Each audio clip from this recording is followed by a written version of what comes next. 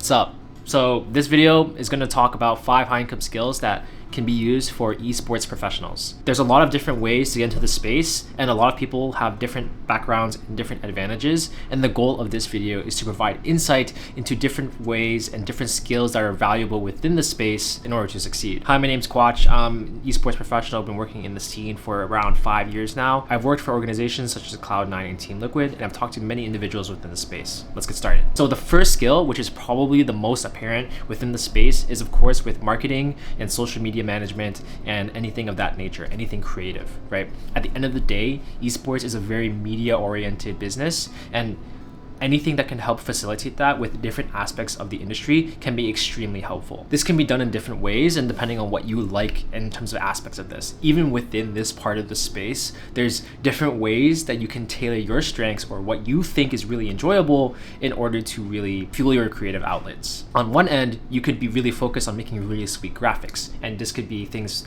for Twitter banners or posts on social media that players and teams will actually do. An extension of this is to focus on art, being able to make artwork for different players or to make artwork of your favorite characters and whatnot. That's actually very valuable within the space, not only from a team perspective, but also even from a publisher perspective, because games and people who make content, this is all an expression of interest for the game. So this is a skill that when applied to certain aspects and certain pieces of media can be very helpful. The next chain of that is editing. So this could be things like working with Premiere or After Effects or DaVinci Resolve, or working with content directly, editing it in post, working with grades and things like that is very valuable for teams because content is a huge driver for them. So both being able to be someone that knows how to work with footage, gameplay footage, player footage, audio, things of that nature, and then convert it into cohesive pieces and having the sense to do so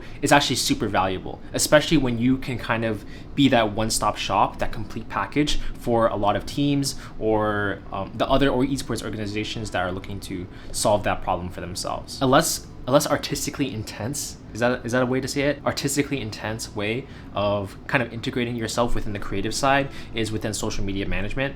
So although it's not as directly related to creating things, it's still very important to understand what goes into good social media postings, really cooking up some banger Twitter posts, things of that nature, just really understanding what your brand message is in terms of representing a team or organization or even a player at times. This is something that a lot of people actually really rely on.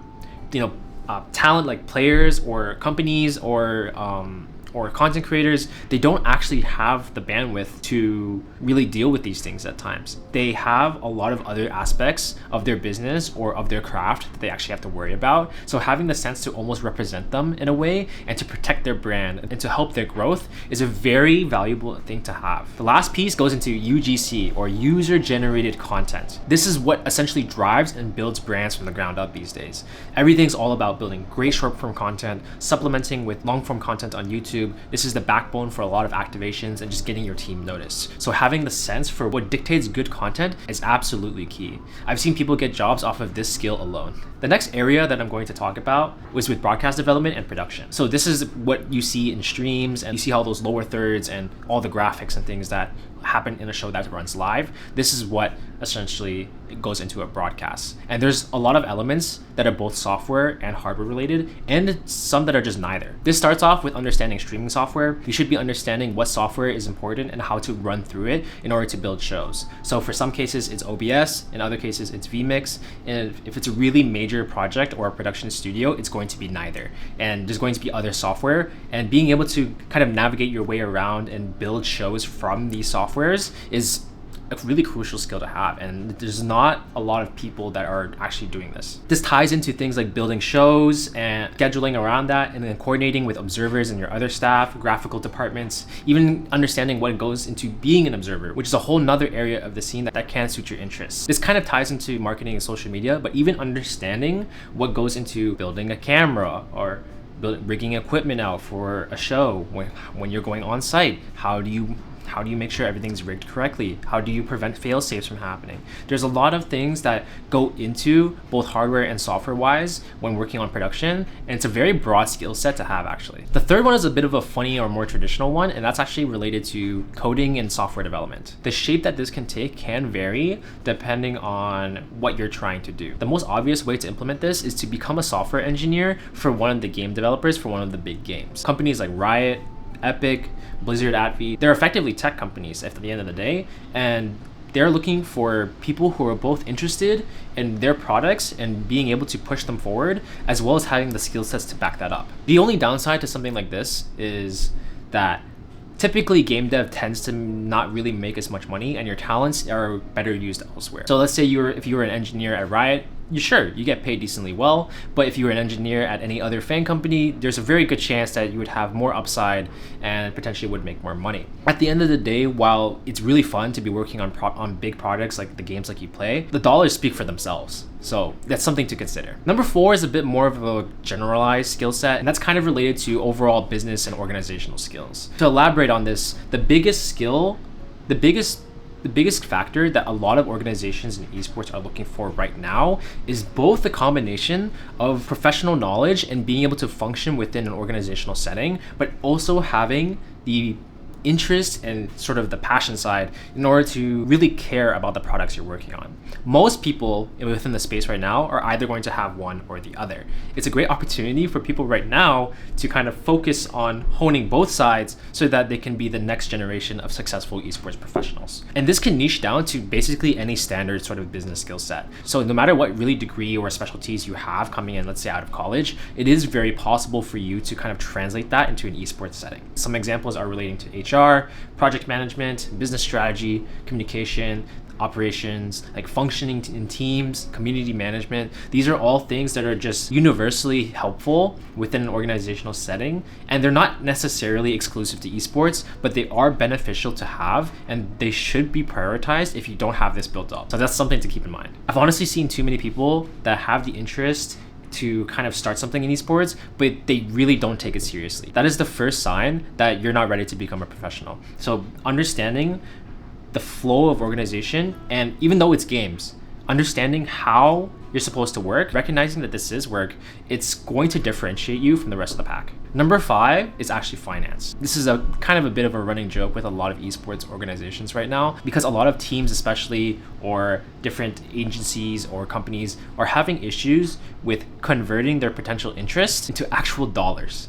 And if you can solve this problem for organizations, you're going to be a massive asset. Like the payout is going to be incredible for this. So understanding what goes into good financial practice, building proper internal controls, where your money is going, how it's being spent, developing metrics and KPIs for improvement, and being able to have the sense for what defines successful financial models for esports teams, and you're essentially going to solve one of the biggest problems in the industry right now. So although studying something like finance is very boring on its own potentially, when you apply it to the context of esports, it becomes very intriguing. We've gone through a long phase of a lot of wasted money that esports organizations have been going through, and only now, years later, we've been feeling the results of this and the consequences. I have a bonus category that's, I'd say, less talked about, and that's related to languages. And while the technical applications are relatively limited in terms of like translation and localization, the ability to be more flexible and to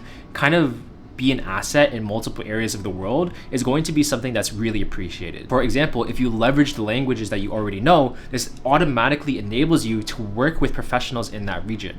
Let's say you know languages like Chinese, this obviously lets you expand your potential area of work to other places like in APAC. Or if you know Spanish, then you can work with countries that utilize that. So these are the 5 skills that I wanted to discuss in terms of any developing esport professional can really pursue in order to succeed. You don't need all 5 of these. These are just 5 examples. These are meant to be reasonable skills that anybody can really do and succeed with. I'm not going to say anything that's unrealistic, like gameplay related or pro play related, because that's not meant for everybody, right? And I can't recommend something that doesn't allow as many people as possible to succeed within the space. I also chose things that don't really rely 100% on talent or are relatively selected. So let's say things that are related to broadcast talent in addition to being gameplay related. I don't want to kind of lead people into certain pipe dream scenarios to coin flip and invest all their time into things that are, I'd say, relatively risky compared to other parts of the industry.